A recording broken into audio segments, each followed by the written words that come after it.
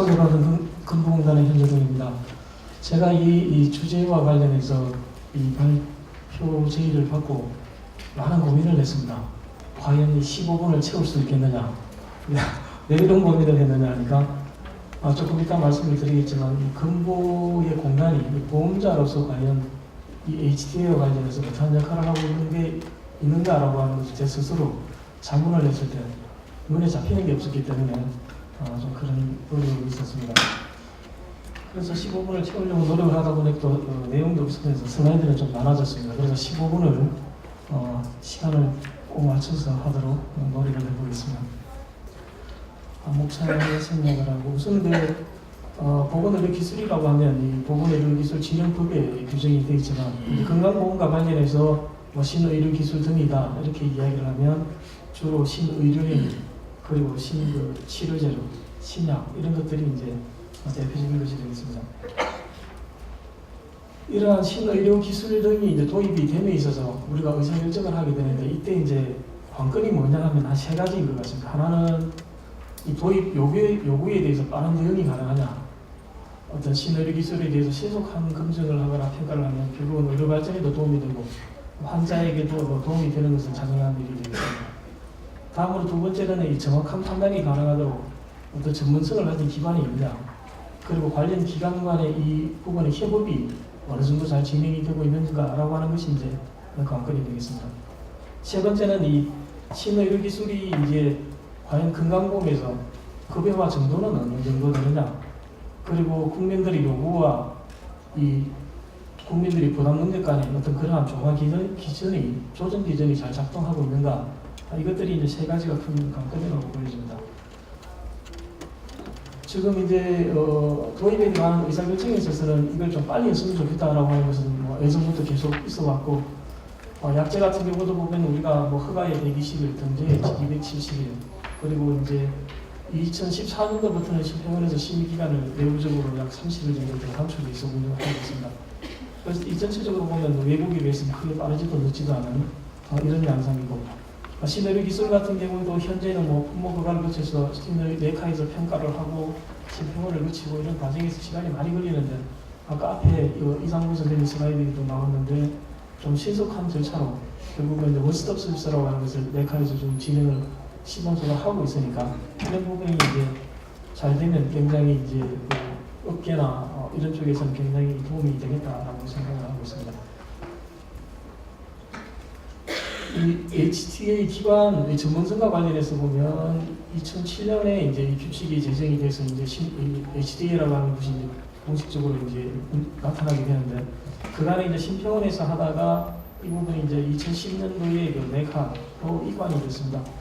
네카로 이관이 되면서 이제 이 네카가 굉장히 이제 좀 이쪽 분야에 대한 전문성을 발휘하고 있는 것은 분명히 맞고 전문성이 강화된 부분은 분명히 있지만, 한편으로는 또 기관 간의 협업이라고 하는 부분, 특히 이제 심평원과의 관계에 있어서는 협업의 필요성이 좀 더 커지고 있다 이렇게 좀 보고 있습니다.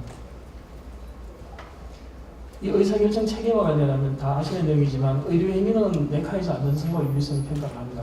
그리고 치료제나 신약 같은 경우는 식약처에서 판단을 하게 되겠죠. 그리고 이 부분이 급여 결정 과정에 들어가게 되면 심사평가원 내의 전문위원회에서 이 부분의 역할을 합니다. 그래서 비용 효과성도 판단하고 급여가 적정하냐, 상대 가치를 다 결정을 하게 됩니다.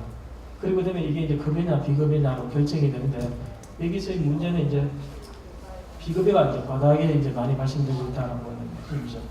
그리고 이 그림 전체에서 봤을 때 아까 제가 모두에서 말씀드렸는데, 그러면 건강보험공단이라고 하는 보험자는 어디 있느냐 라고 보면 이 그림에서는 어디도 있을 수가 없는 그런 영역이 되겠습니다. 아까 그 보장성이 미흡하다, 비급여가 많다라고 말씀을 드렸는데, 건강보험의 이 보장성의 현 주소를 보시면 이 보장성이 이제 계속 떨어지고 있습니다. 2006년도에 64.5%에서 2012년도에는 62.5%까지 이제 떨어지고 작년보다도 재작년보다도 0.5% 더 떨어졌습니다. 그래서 이것은 이제 계속해서 이제 비급여 증가율이 결국은 건강보험 이 진료비 급여 증가율보다 더 빠르기 때문에 이런 현상이 결국은 나타나는 거겠죠.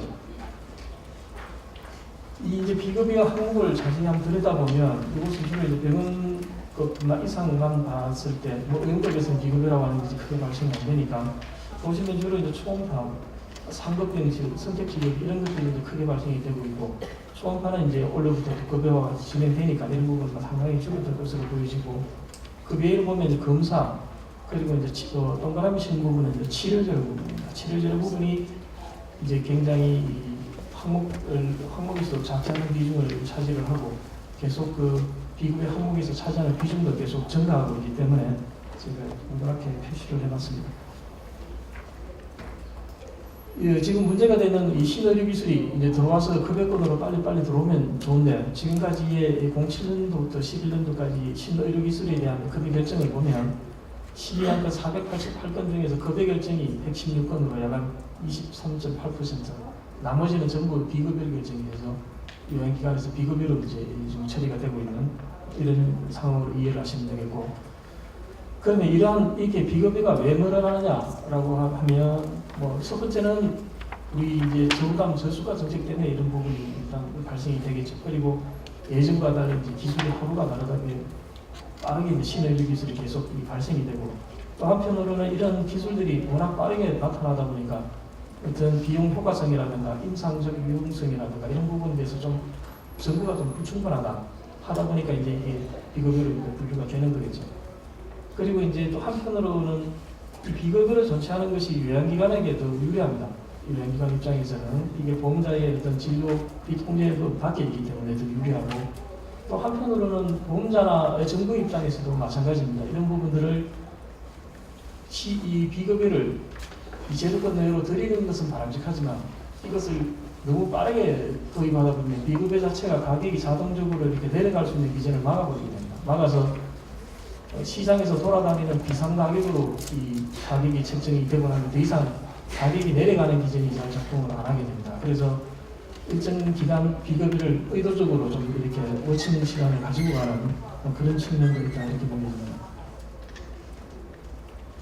근데 저희 이제 보험자 입장에서의 고민사항이 뭐냐면 일단 그 급여화 단계에서는 뭐 재정 추계도 다 하지만 이거하고는 아주 급여가 다른 양상으로 늘어난다는 거죠. 그래서 07년도에 있어부터 2011년도까지 이 급여 결정이 되면서 신규로 이제 코드가 부여된 54개 항목을 저희가 한번 재정 추계액 대비 실제 지출액을 2012년 기준으로 보니까 이게 이제 54개 항목 중에서 재정 추계를 초과하는 항목이 31개, 또 초과하지 않은 항목이 23개입니다. 그런데 초과한 항목 31개의 경우에는 재정 추계액은 약 220억 정도로 추정을 했는데 급여비는 뭐 599억이니까 그 600억 가까이로 늘렸죠. 그래서 이게 재정 추계 대비 증감률이 약 172%. 추계를 완전히 잘못했거나 어떤 무슨 원인이든 간에 예상보다 급여비가 많이 늘어난다는 게 이제 그림으로 보여지고 있습니다.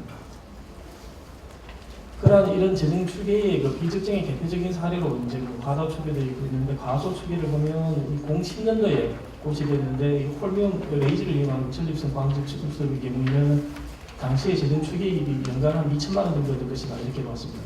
그렇지만 2012년도 급여비는 7억 정도 남았습니다. 그래서 뭐 재정 추계액 대비 엄청나게 이제 지급이 발생이 되는 거죠. 이런 건들이 이제 많이 나타나고 있다는 거죠. 그래서 이제 신규 급여 행위가 제도 도입 초기에는 주로 이제 빅5를 비롯한 뭐 서울이기도 뭐 서울대병원이지만 빅5가 중심이 되고 큰 그 상급병원, 종합병원 위주로 이 부분이 이제 실시가 되지만 굉장히 빠른 시일 내에 병원 용도가 확산이 됩니다. 특히 이제 뭐 적응증의 범위가 넓고 뭐 큰 기술을 요하지 않는 검사 같은 경우는 단기간 내에 의원까지 이제 확산이 되는 거죠. 그래서 빅5가 정하면 우리나라에서는 의료 현장에서는 그게 곧 현장에서 이 법이나 마찬가지로 좀 돌아가고 있는 이런 양상을 보여주고 있다 이렇게 보시면 되겠습니다. 그리고 이제 두 번째 고민사항은 지금 여러 전문기관이 이제 어렵게 결정을 해서 급여화가 되고 나면 이에 대해서는 급여화가 되고 난 뒤에는 그 누구도 별로 신경을 안 쓴다 이런 이야기입니다. 급여화가 되기까지는 엄청나게 신경을 쓰는데, 그래서 이제 사후 모니터링이라든가 재평가 기간이 크게 적다. 그래서 신규로 진입된 항목은 지수비가 굉장히 큰 폭으로 증가를 하게 되는데, 뒤에 그래프를 한번 보시면 2007년에서 2012년까지 건강보험 전체의 급여비는 평균 9.8% 정도씩 증가가 했습니다.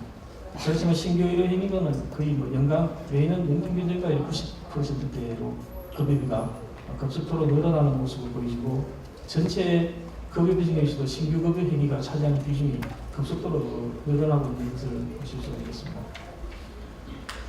이제 이렇게 뭐 늘어나는 것이 꼭 힘은 나쁘다 이런 거는 아니지만 일단 이제 급여나 이 비급여로 결정된 기술 중에서 이 내카에서 나중에 한번 돌아보니 그게 그렇지 않더라라고 하는 경우가 있는데 그간에도 여러 차례 논문으로 발표가 됐습니다. 뭐 그렇고 3인의 경우도 있었고 로봇 수술도 그렇고 이 외에도 여러 내카에서 발표를 했는데 과거하고는 좀 다르더라. 다시 뒤돌아보니까 이런 게 이제 꽤 많았고 특히 이제 4대 중증질환과 관련해서는 지금 정부에서 선별급여를 추진하고 있습니다. 선별급여라고 하는 것은 부분을 일단 말씀을 드리겠지만 이 선별급여 항목이 들어오게 되면 비용 효과성이라든가 이런 부분이 상당히 문제가 있는 항목들이 들어오기 때문에 그 부분에 대해서는 엄격한 평가 기준을 반드시 가져야 되는 필요가 있습니다. 그 다음에는 이제 세 번째로는 이 재평가 결과를 공식화시키는 기준이 없는 거죠. 지금 신의료기술 등에 대해서 이제 그 이후에 내카에서 재평가를 실시를 했습니다. 그래서 했다 하더라도 이걸 보험급여권 내로 이렇게 연계시키는 기준이 없는 거죠. 내카에서 공식적으로 발표를 하고 평가는 평가고 급여권에서 이 목록을 빼는 것은 또 따로 다른 문제라서 이게 한 A라고 하는 전문기관에서 이게 아니다라고 하면 이것들이 진짜로 아니면 B라고 해서 급여 목록에서 자동적으로 이렇게 삭제되는 그러한 기준이 좀 없는 것이 문제다 이렇게 좀 보고 있습니다. 그리고 네 번째로는 이제 충실한 이 경제성 평가 등이 굉장히 어렵다.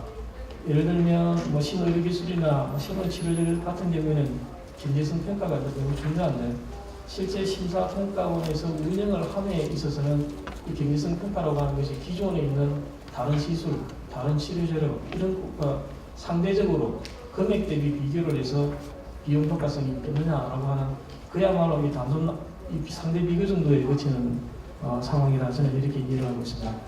그리고 특히 이제 치료제로 같은 경우는 급여 신청 건수가 워낙에 많아서 전문위원회에서도 심도 있는 논의가 되기 어려운 그런 상황이라 이렇게 보고 있습니다. 그리고 아까 이상무 선생님도 말씀하셨지만 이 HTA하고 의사결정과 관계가 투명하지 않습니다. 여기 내카도 마찬가지고 심평원에서도 급여 평가를 하는 과정에 있어도 하고 나면 최종적인 결과는 급여가 됐다, 아니다, 비급여다 고시의 목록표로 한 줄로 끝이 납니다. 그래서 그 과정에서 이게 왜 비급여로 되고 어떤 과정을 논의를 거쳐서 이게 이렇게 됐는지를 그 누구도 알 수 없는 거죠. 당사자도 알 수 없고 국민도 알 수 없습니다. 그리고 아까 조금 말씀드렸지만 이 치료제료는 특히 그 관리가 미흡한 측면이고 비용적인 측면에서도 이게 과거에 1.5천억 정도의 돈이 지금은 2조 원대로 늘어나고 있고 물론 의료기술이 발달되니까 그에 따른 치료제료도 따라서 비용이 늘어나는 것은 당연하지만 앞으로는 폭발적으로 이렇게 증가가 될 것으로 예상이 되고 또 의료기술이나 약제하고 비교했을 때 상대적으로 관리가 허술하다. 어떤 네거티브 리스트 방식에서 그냥 다 급여화 되는 상황에서 사용량도 그렇고 가격도 그렇고 품질 관리도 그렇고 모든 총체적으로 치료에 관해서는 좀 관리가 미흡한 거 아니냐라고 하는 것이 보험자의 입장입니다. 그래서 이 개선 방향을 간단하게 도표로 한 장으로 그리면 우선 이제 식약처, 내카, 복지부 이 의사결정 과정에서 이 프로세스를 단축하자. 프로세스를 단축하자는 것은 이 행정적인 절차를 단축할 수 있으면 좀 단축하자 이런 이 개념으로 말씀을 드리는 것이고 어느 절차를 빼자 말자 이런 이야기는 아닙니다. 대신 만일 들어오게 되면 어떤 행정적인 절차는 단축할 수 있는 만큼 최대한 단축해 주되 대신 평가를 HDA를 평가하고 할 때는 굉장히 좀 엄격하게 이걸 가지고 가야 되는 거 아니냐. 그리고 그게 급여 결정으로 이루어지고 나면 실제 현장에서 이게 어떻게 돌아가는지를 누군가가 들여다봐야 되고 그 부분을 공식적으로 재평가해서 다시 피드백을 시키는 기준들이 작동이 되어야 된다고 생각하고 있습니다. 그래서 이 개선 방안에서 간단하게 말씀을 드리면 우선 행정 절차를 좀 간소화하기 위해서 일단 평가 결과가 메카의 평가 결과는 복지부 장관하고 심평원장에게 통보하도록 하고 일단 안전성 유효성이 확인된 신의료 기술은 별도 신청 절차 없이 일단 바로 심평원으로 가고 나머지 추가 서류만 받아서 진행되는 쪽으로 단기적으로 프로세스를 개선할 필요가 있고 그렇다면 내카하고 심평원 간에 충분한 정보 공유 체계가 있어야 되고 장기적으로는 뭐 원스톱으로 바람직하다 이렇게 보고 있습니다. 급여 이후에 아까도 말씀드린 이 재평가 기준을 반드시 가지고 가야 된다. 그래서 기등재 항목에 대해서는 모니터링을 통해서 해야 되고 이 네카를 통해서 충분히 안전성과 유의성 평가를 실시하고 그렇지 않은 항목은 퇴출하거나 다시 선별급여로 조정하는 기능이 필요하겠습니다. 그리고 기등재 항목 중에서도 이제 비용이 과다하게 소요되고 효과성이 의심되는 항목들은 선별을 해서 비용 효과 분석을 해야 되고 이 부분에 대해서 네카의 역할을 기대하고 있고 특히 아까 말씀드린 대로 선별급여 항목에 대해서는 엄격한 재평가가 필요하겠습니다. 이 부분은 선별급여와 이 위험 분담 약제는 뭐 정부에서 발표한 내용인데 이 내용을 설명하자는 것이 아니라 이런 것들이 이제 올해부터 본격적으로 이 제도권으로 들어오게 됩니다. 들어오게 되는데 문제는 이런 것들을 얼마나 빠른 속도로 이걸 제도권으로 받아들여야 되느냐 하는 문제가 남아 있습니다. 이 비급여라고 하는 것들을 2014년도 이내에 그냥 4대 중점은 다 그냥 급여로 한꺼번에 다 드릴 문제냐 아니면 시간을 들여서 우선순위를 두고 좀 봐가면서 끌어들이냐 하는 부분에 대해서는 아직도 의사결정이 된 부분이 없습니다. 그래서 이런 부분들은 뭐 저희 보험자 입장에서는 좀 우선순위를 정해서 좀 단계를 정해서 진입을 시키는 것이 맞다 이렇게 지금 보고 있고요. 저희 이 건보공단에서는 현재 그 약제 중에서 일부를 좀 선별해서 그 부분을 이제 다시 이제 재평가하는 작업을 올해 연구 용역을 진행 중에 있습니다. 왜 그러냐면 국회에서도 일부 약제 같은 경우에는 이게 무지하게 비싼 약인데 효과가 있는 거냐, 과연 국민이 먹고 몇 명이 사는 거냐, 뭐 이런 부분에 대한 의구심이 많아서 저희도 비용 효과성이나 의심스럽거나 굉장히 고가의 약제 일부에 대해서는 실제 건보공단에서는 다 먹고 살고 치료된 데이터가 다 있으니 그 부분을 활용해서 다시 한번 재평가를 전문기관의 용역을 의뢰를 하게 해주고 있습니다.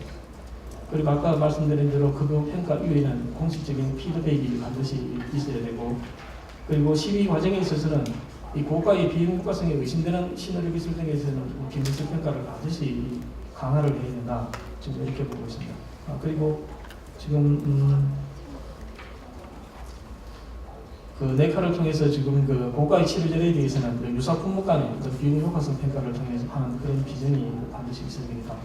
그리고 마지막으로 이것은 오늘 주제하고는 직접적으로 관련이 없지만 아까 이상무 선생님도 언급하셨는데 이 아까 그 맨 처음에 제가 말씀드린 도식에서 건보공단이 없습니다. 그 건보공단이 없는데 건보공단의 입장에서는 이 전문적인 판단을 어디에서 어떻게 누가 하나 하든 좋습니다. 전문적으로 충분히 판단을 하는 것은 뭐 국가 국민을 위해서도 당연히 좋고 그렇지만 이런 부분들이 비용이 수반되는 큰 중요한 결정권이라고 하면 이 부분은 반드시 최종적으로는 보험자가 이 부분에 대해서 결정을 해야 된다고 하는 것이 저희 생각입니다. 그래서 지금 저희 건보공단에서는 급여 우선순위 국민참여위원회라고 해서 국민들이 참여를 해서 어떤 것을 급여할 것이냐 어떤 것을 급여하지 않을 것이냐를 논의하는 기준이 있고 또 전문가가 참여하는 기준도 마찬가지 있습니다. 아직 공식적으로 제도화되지 않지만 이런 부분을 통해서 충분히 어떤 아까 이상무 선생님도 이 국민의 참여가 중요하다고 말씀하셨는데 이런 부분에 대한 부분을 좀 더 활성화시켜서 국민의 의견들을 많이 수렴해가는 것이 중요하지 않을까 그렇게 생각합니다. 이상 감사합니다.